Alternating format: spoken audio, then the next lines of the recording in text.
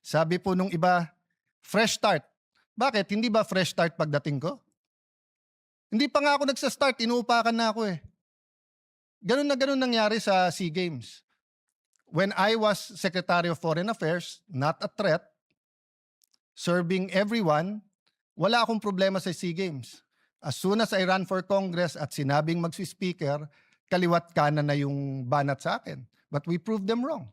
Nanahimik kami, overall champion, most number of gold medals, and it launched the careers of many in the Olympics. So again, I can take that attitude. Sa SEA Games, nagpagulpe muna ako. Actually, wala naman akong choice. Pero hindi kami gumante. Bakit?